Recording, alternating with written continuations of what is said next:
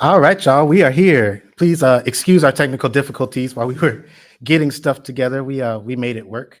Can you all hear us? If you can, you can put it in the chat.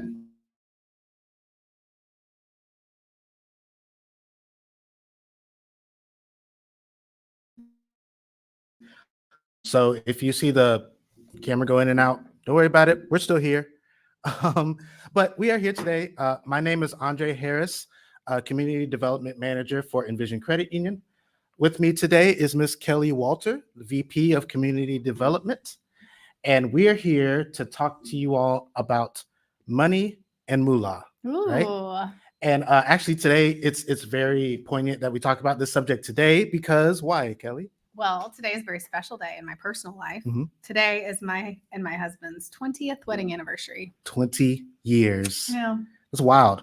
And I think you told me y'all know each other now longer than you've not known each other. Yep. That's That's crazy. true. I've known him more than half my life. Yeah. Yeah. That's wild. It's crazy. Wild. It's worth celebrating for sure these days. Absolutely. Absolutely. Yeah. You guys gonna do anything fun? So we actually celebrated 2 weeks ago because I'm going to be out of town this weekend. Okay. Celebrating my sister's birthday. So Mhm. we made sure to make a point of it. We actually Nice. had a golf themed wedding because he has the initials TW, Okay. like the famous Okay. golfer Tiger Woods. So Mhm. we used that whole vibe. We rode off into the sunset in a golf cart. Oh. And then for our honeymoon, we actually honeymooned in the Poconos and we played Ooh. on a golf course. It was nice. Fancy. So we actually went golfing at a new local golf course a couple weeks ago. So Very cool. yeah, it was fun. That's nice. How do y'all? So people think we're weird because we don't really care about dates and stuff like that. So we never celebrate our anniversary. Me and my wife have been together for 12. Well, we've been married for 12 years, been together for 15, but we never celebrate dates. So we always celebrate our anniversary like on a random time of the year. Sure. How do y'all feel about dates? Like, I mean, I feel like dates are hard mhm. when you have littles at home. Yes. There's always something going on, somewhere you Mhm. got to be. Yeah. But I think a big win for most couples I know is not necessarily romanticizing or making something so big about the date as Mhm. much as it is trying to focus on the day to day. Sure. Yeah. Making each other feel appreciated Yeah. during the day. We've really struggled with that in the busyness of life, but I feel like Mhm. we're kind of getting to a point in our marriage now where like we recognize those things and value them a little bit more Mhm. than we ever really have before. It's kind of I don't know. It's interesting to kind of take the perspective of the last 20 years and go, okay, what do I want the next 20 years to look like, and Right, how we right. treat each other and how we spend time together. So sometimes you get the Exactly. small win, and maybe it's just the house is quiet and you can have a conversation about something for Yeah. a change. For sure. Well, before we get into our topic today, because it's actually a juicy one, I do want to note that if you want any more information about Envision Credit Union, you can go to envisioncu.com and you can check us out. We are all about our educational programs, all about our loans, all about our offerings for members. If you live in the Big Bend area, which is Tallahassee, up into southern Georgia, you are qualified for membership, so you can come see us. But other than that, you can also visit our MoneyWi resources, which are free financial education resources that we provide for members and non-members. It is located on our site, envisioncu.com/moneywise. So please check those out. That's a great resource, and there's all kinds of cool topics on there, anything from budgeting to loans and all that good stuff. So check that out, envisioncu.com/moneywise. So as we get into our topic, I have an icebreaker for us. All right. And I'm gonna look at our docket real quick. So our icebreaker today is different from I'm gonna take you behind the curtain a little bit. We did a test run, and Okay. I always like to surprise everybody with the icebreaker question. So today the icebreaker question is if you had a fixed income, what is the one thing that you and your husband could not live without? If you had to pare back your income to just a fixed income every month, what could you not do without? And are you asking like that's not a necessity? It could be anything. Well, first of all, we are on a fixed income because Sure. we know exactly how much money we will be making month to month, and We're our gonna get into budget that. Yeah. budget is set on that. So I think we have one. Gosh, one thing that we couldn't live without. Couldn't live without. I mean, I feel like saying our home is just kind of a natural expected answer Sure. because we got to have a roof over our head, right? Let's go non-necessity then. Okay. That makes it a little Yeah. bit. All right. Ours is going to be eating out money. Oh, yeah? Yeah. Because, like, Okay. yeah. Okay, I get that. We like to eat out. I like to eat out for lunches. Mhm. So if I had to cut that, like we actually budget for that too. We each have an allowance per month that we spend on that. So I would say for me, my life would be very, very dull if I didn't get to go have a meal with friends or coworkers, or if our family didn't go out to eat.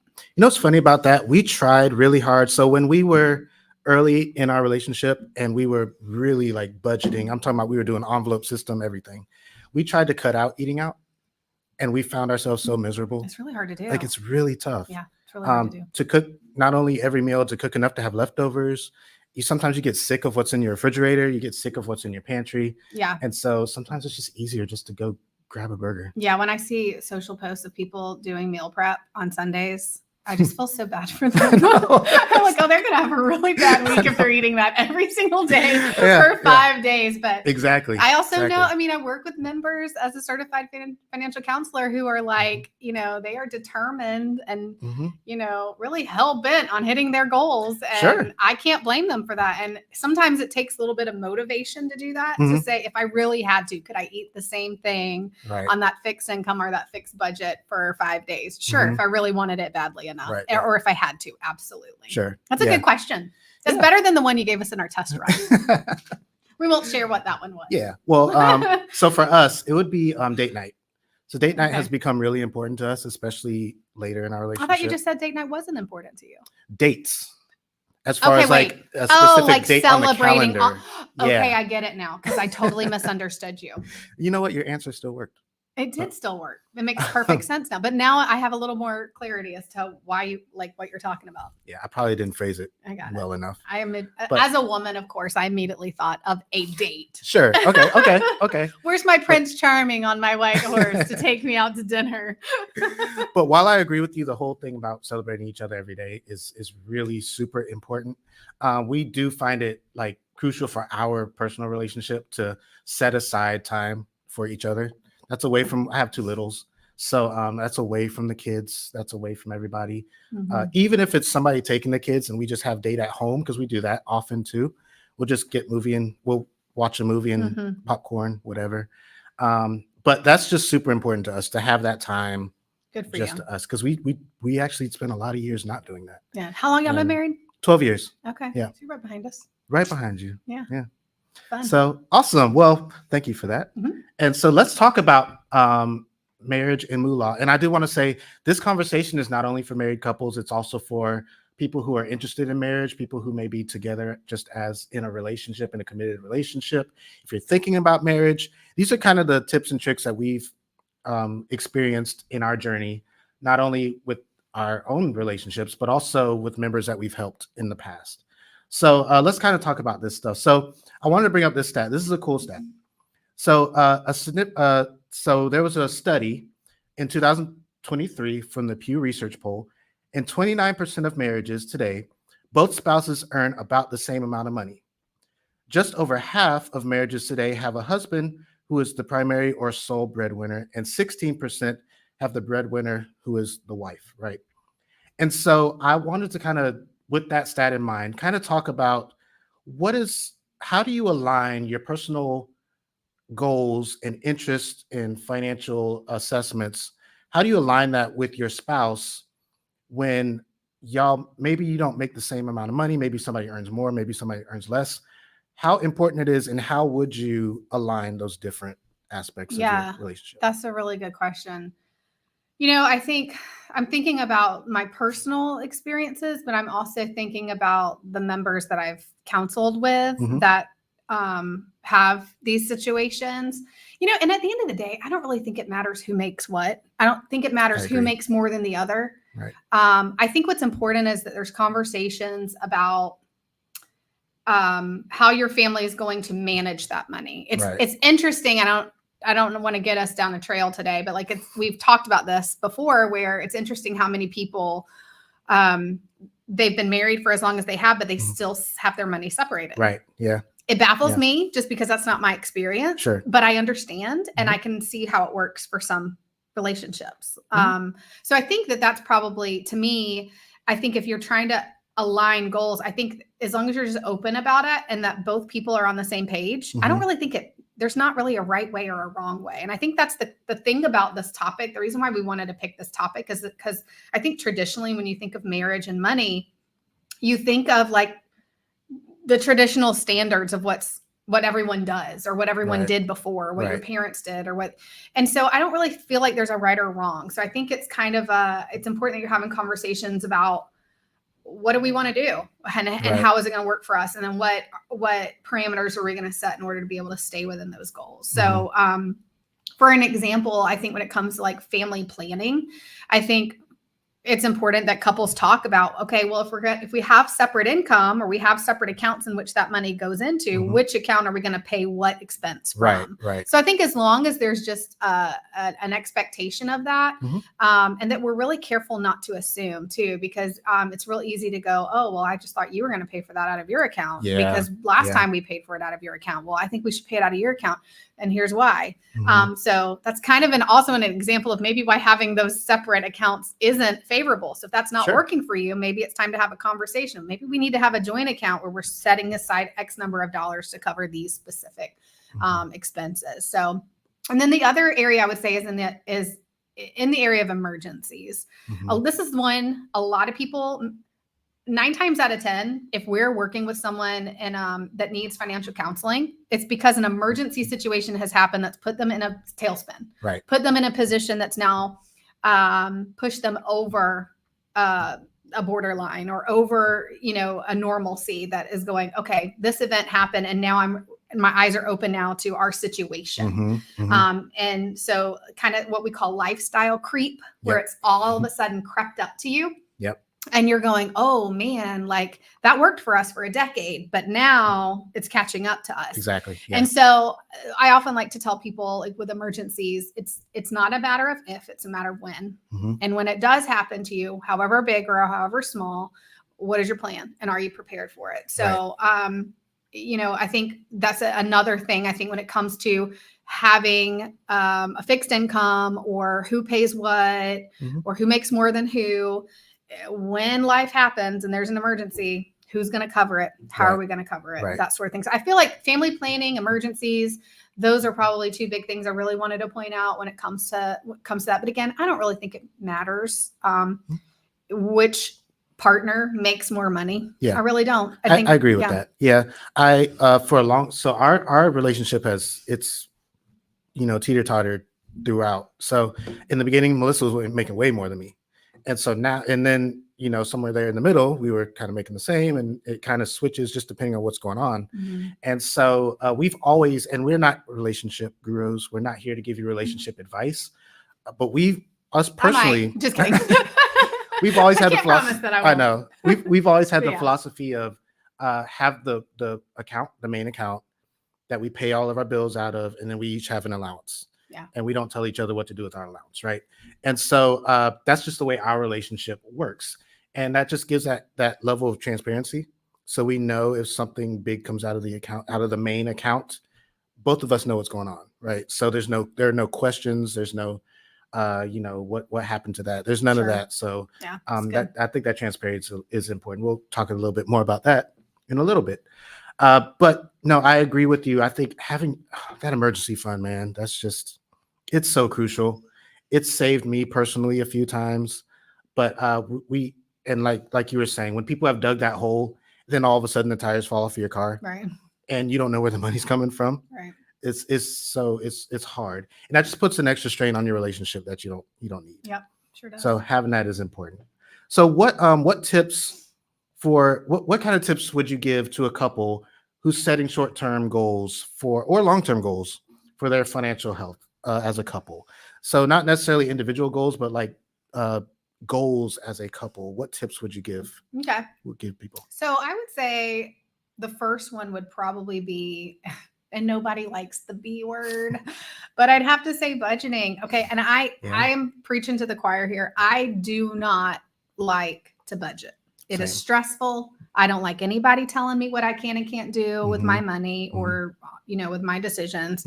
And I get bored really easily too. So I like to freedom to just change things up whenever I want. However, if I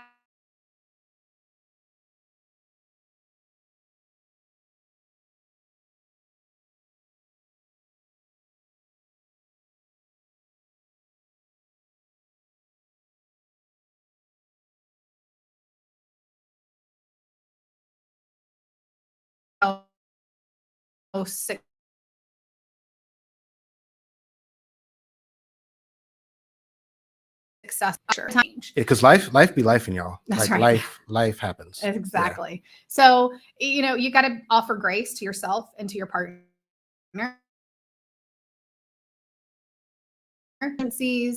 Or maybe you reprioritize some things and you need to put something else in front of the other, and we shift gears a little bit. You got to be flexible to be able to do that. And that's okay. And oftentimes I think when people are budgeting and they fall off the wagon, so to speak, it's kind of like, how do I pick myself up and keep going again? I failed. This is really hard. I don't know if I can keep doing this.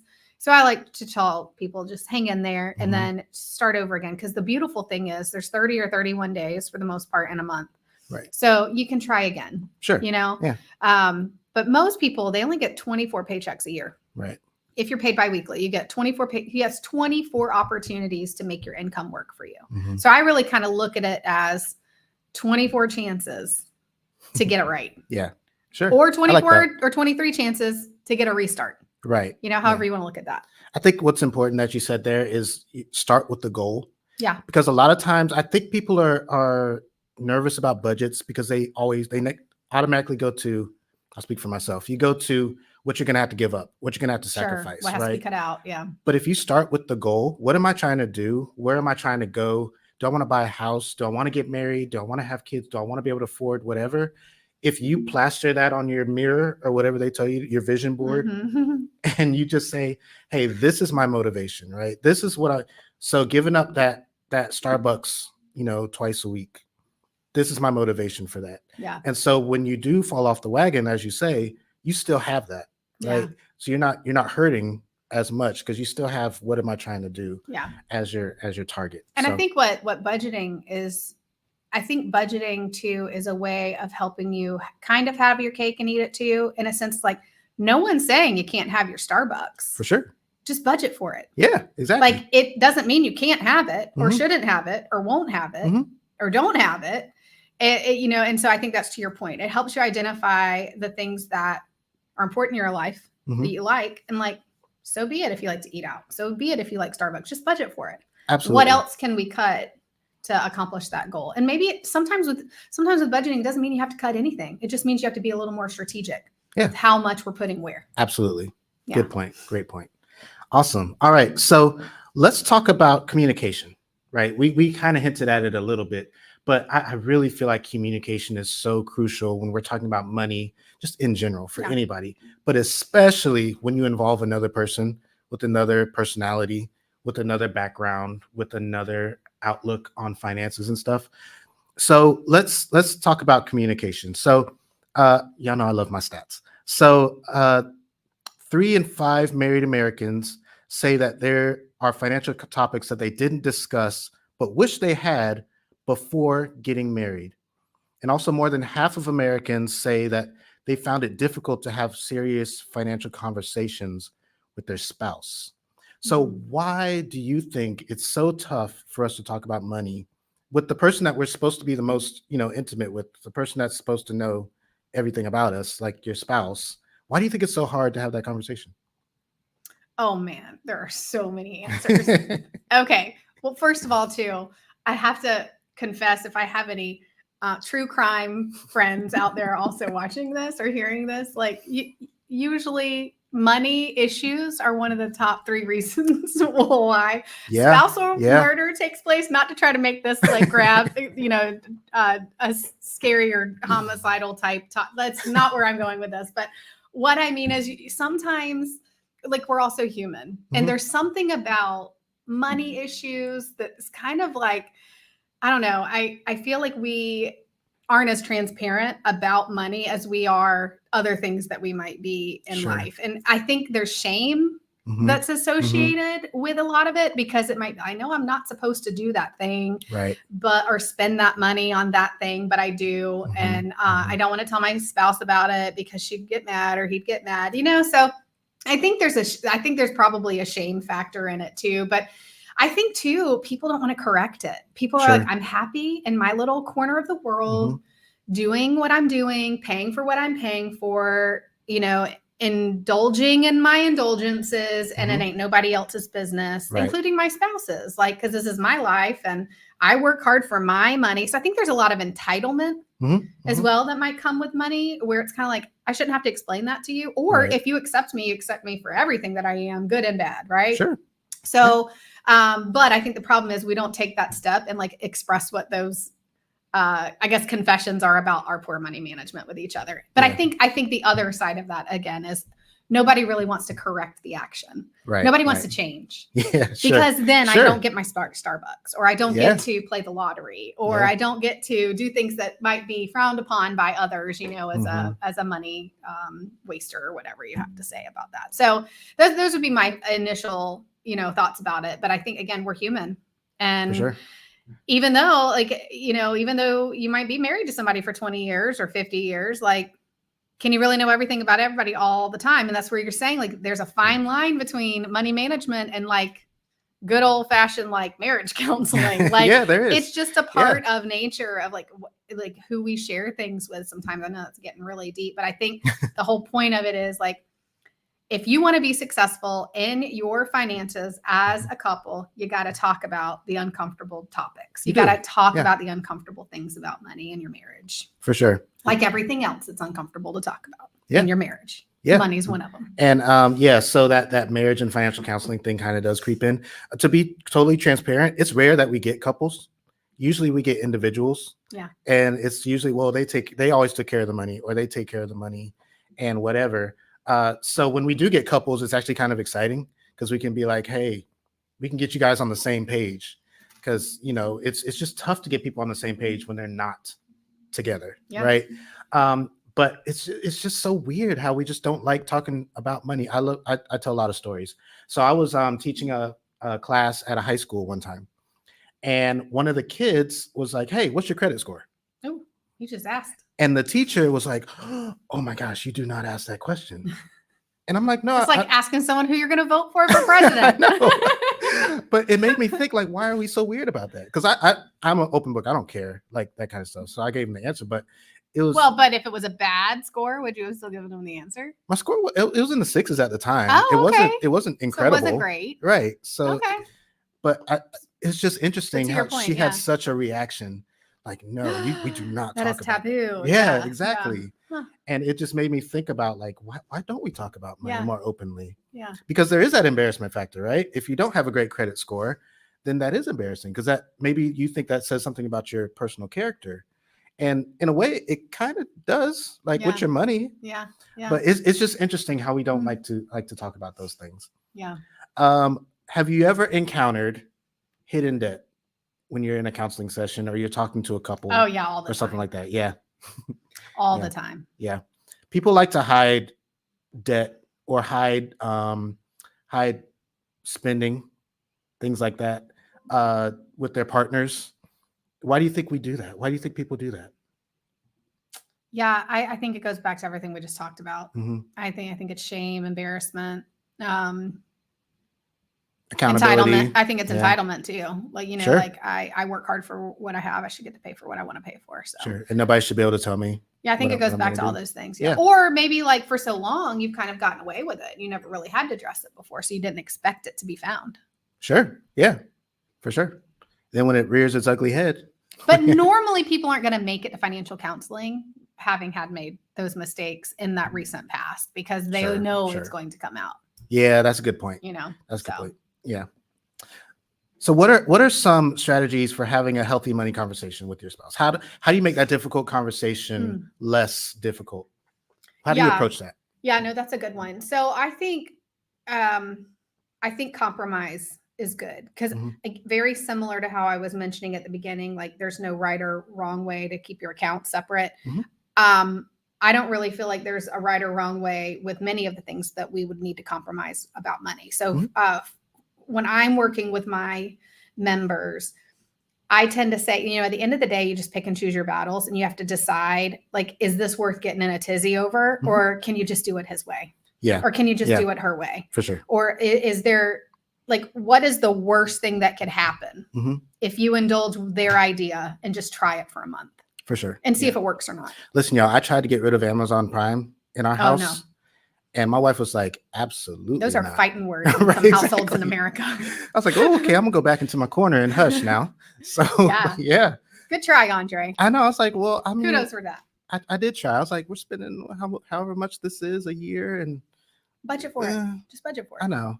I tried. That I think though too, like that's an example of one that's difficult. Like there's a difference in having the membership of Prime versus all the goods and products that you purchased because of the membership. Right. Again, so on the budget I use with my members, we have groceries and household items split up for that reason. Because same. We do the same you could go to Walmart and get all of the above, but like how much am I buying in dog food versus actual food that's going in my kids' mouths, my family's mouths, or cleaning supplies that I could probably make push that off another month or two if I really needed to. So, yeah.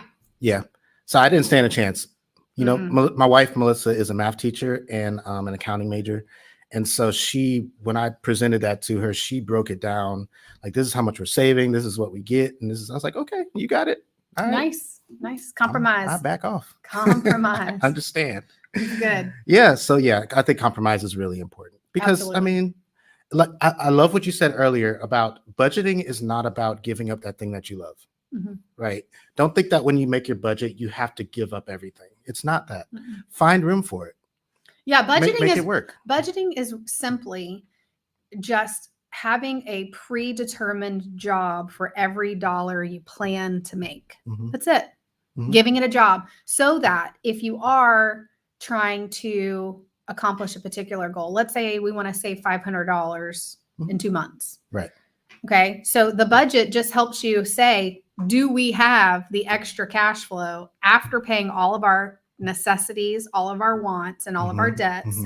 How much do we have left, if any? If we don't, what do we need to cut? Right. If we do, what do we do with it? Right. Where is it going to go? Yeah. That's all that budgeting is. When you get down to brass tacks, that's all it is going, I'm going to give this job to this dollar before it even goes into my account, so that there's intentionality behind every card swipe and every check we write, if people are even writing checks anymore, so on and so forth. I think when people hear the word budget, they think about the spreadsheet and the Excel notepad and all that stuff, and they look at all the numbers, they get intimidated, right? But I always say your budget it only needs to be as complicated as you want it to be. Right. It doesn't have to be broken down every cent. Yeah. It can be, for sure. And if you're a type A person and you really like to see those numbers, it certainly can be, but it doesn't have to be. It's just, what is my money doing for me? Right. So on the topic of budgeting, I'm going to throw an extra one out there for us. What do you do when there's more monthly money? What do you do when you do you do your expenses, you do your income, you say, hey, the numbers don't make sense? Yeah. What do you do in that situation? Well, and this is 9 times out of 10, this is our counseling situations with members. This is our first step. It's going, what do we have left?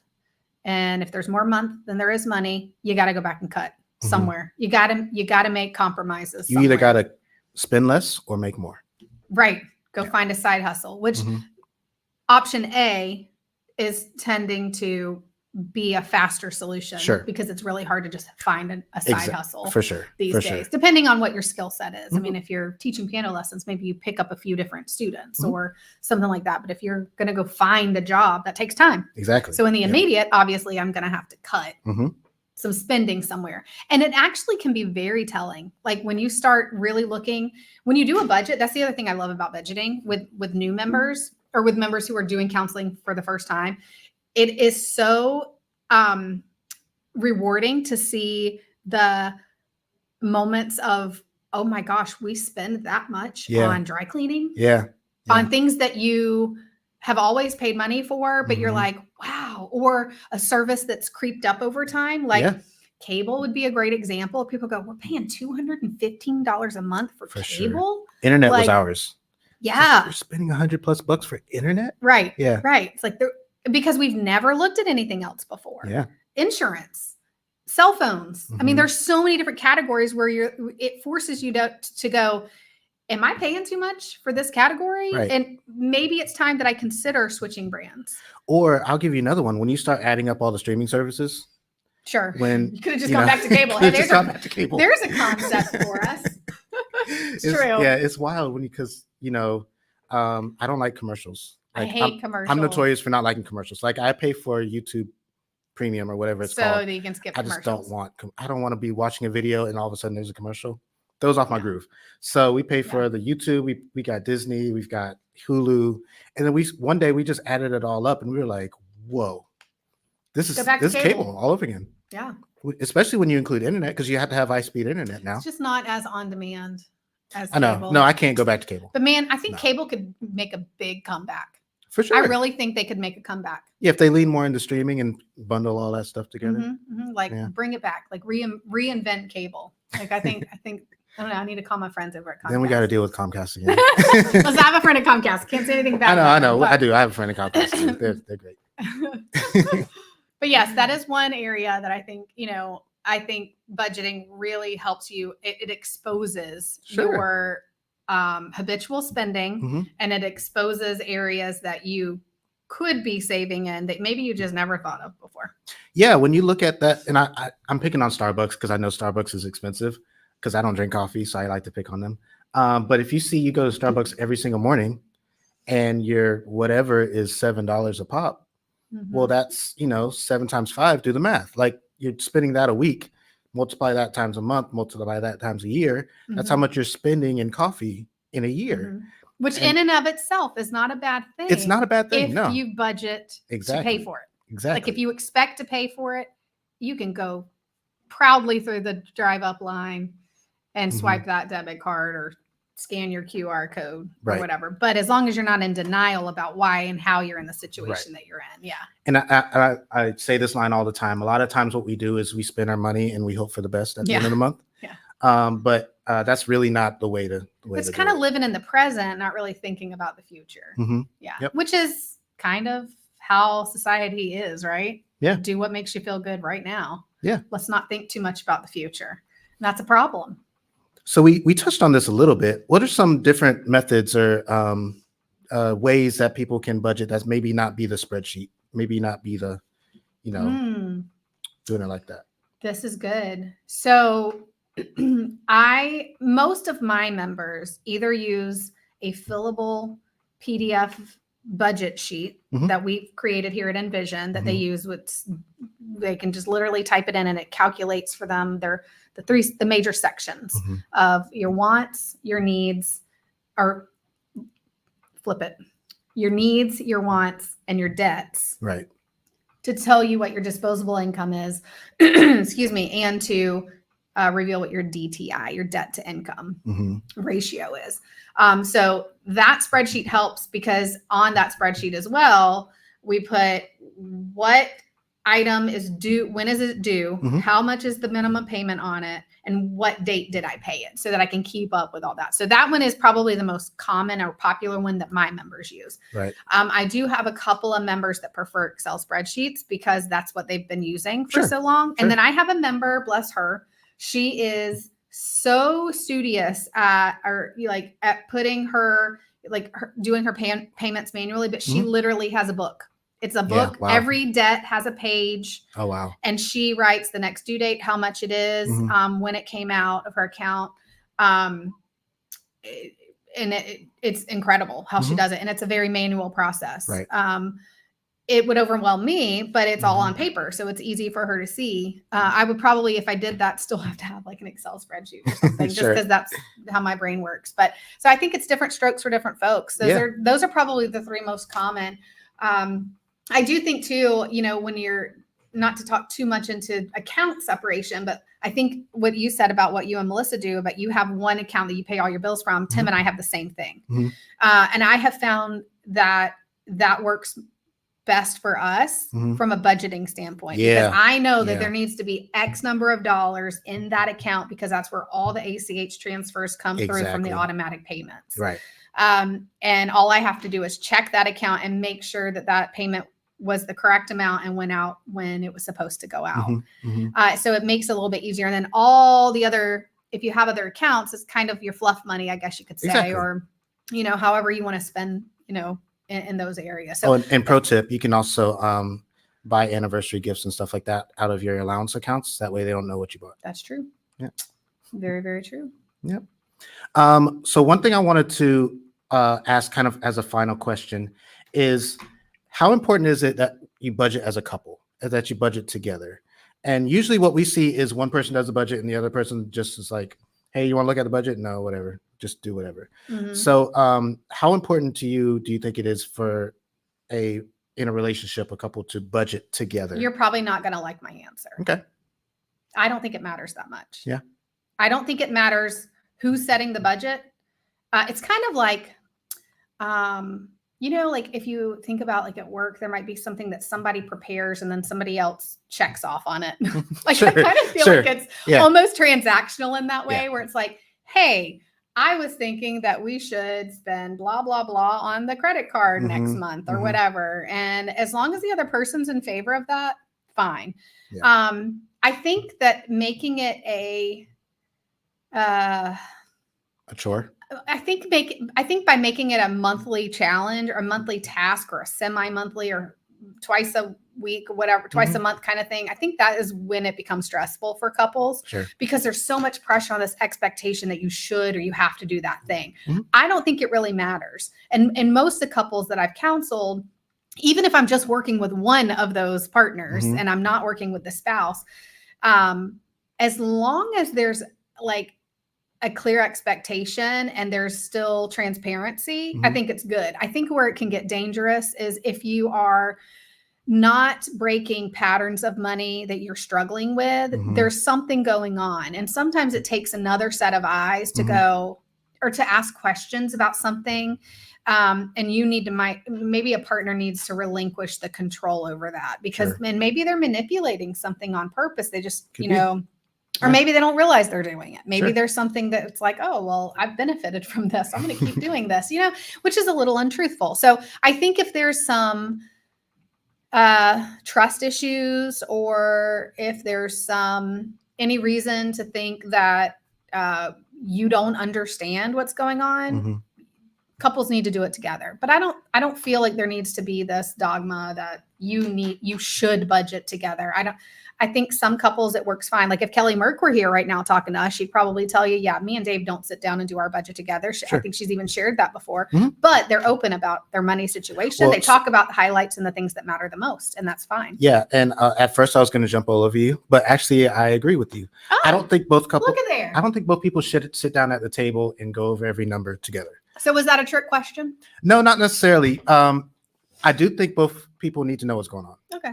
I think it's important that both people know what's going on. So I don't think any major money decisions should be made without both people involved. Oh, absolutely. And I think that as a couple, you need to determine what those decisions are. Sure. Because what might be important to you might not be important to me or, to your wife or to my husband. So yeah, I think defining what is a big purchase. That's a good point. If Melissa was like, hey, we need a new washing machine, I don't think I would care if she went and bought a washing machine. But for some people, that might be a big deal. Yeah. You spent how much on a washing machine? Right, yeah. Exactly. So but stuff like that is what I'm talking about. I think there should be awareness of what's going on, but I don't think both people should, because I say that because I'm not that person. Like if Melissa was like, all right, come on, it's that time. We got to sit down and do the budget. Oh my gosh. Like, so you're making me think of people who like buy cars for their spouse as a gift. Oh, that always like, yes. I've always found that, again, I'm no judgment on anybody. If you do that, bless you. I wish that I was in a situation where I could just gift my husband with a car or a truck that I know he would like without telling him that I did it. Right. And like, surprise, here's a car. But I mean, I think that that's something like I hear people doing that. Yeah, I bought my husband a car for Christmas. It's like, what? Like, how do you do that? How do you keep that from them? I know. They must be the main money manager in their family to be able to get away with I've seen that like go wrong a few times. If that's ever gone right for you, I want to know about it. Let us know. Please chat us. But I've never seen it go right. Like we have a good friend where that happened to. She's like, I hate this car. Oh no. See, it causes all kinds of issues. She's like, it was really sweet. He was trying to be, but I hate this car. You know, celebrities like buy houses and stuff for each other. I know. I don't understand. I guess if I made an ungodly amount of money, I guess I'd surprise. Because then what's the worst thing that could happen? They don't like it. We just sell it. Exactly. And maybe make a little money. Yeah. Oh man, only yes. This car is different. Only right? yes. Ugh. Okay, so awesome. So I wanted to open this up to the people listening, the people watching. If you have any questions for us, I know this is kind of our first episode back in a while. I hope you like this format. We wanted to make it a little bit more impersonal, a little bit more conversational. So if you enjoy this format, we want you to leave us some questions, leave us some comments, either in the comments or in our messages. You can email us at community@envisioncu.com. That's community@envisioncu.com. Or you can comment on Facebook or YouTube right now if you're watching. That's right. You can comment, send us a message, either way. But we would love to hear your thoughts on these subjects or even topics for the future. Yeah. We have a slate lined up, but you guys can also always offer topics for us to talk about because we don't know what you want to talk about until you tell us. So that's right. Anything else? I don't think so. It was exciting. I like that. I'm glad we're back. Fun. Yeah, for sure. We're back. We're missing Miss Kelly Merck. She's traveling. out. She's traveling. She's here in spirit. Right. She might even be watching us while she's between airplanes. I don't know. We'll see. Miss that colorful personality. That's We'll get it next time. We'll add a lot more humor to the next session. Now, our next topic is going to be kind of the opposite of marriage and Moolah. Is more for people who might be recently separated or are separated, and they're trying to get some stability in their financial life. So we'll talk a little bit about kind of the fallout, I guess you could say, that financially impacts folks who might have a loss of income post-marriage, like maybe post-divorce, or maybe even an unexpected separation in a marriage. And so we'll talk a little bit about that because a lot of folks that we work with, unfortunately, have some of those concerns, and we want to address those as well for audiences. If you know anybody who could benefit from that, definitely you'll check us out in 1 month. We'll be doing this again on MoneyWi's Wednesday, and we'll post the event as soon as we get everything wrapped up from today's MoneyWi's session. And that's right. You can follow us to watch that future episode. That's right. This is also recorded, so it'll be released as a podcast episode soon. We don't have a date on that quite yet, but we will. We'll send out messages and stuff like that to let people know. Be on the lookout. Well, I'm Andre Harris with Envision Credit Union. Miss Kelly Walter, also with Envision Credit Union. Thanks. And we'll see you next time. See ya. Bye. Bye.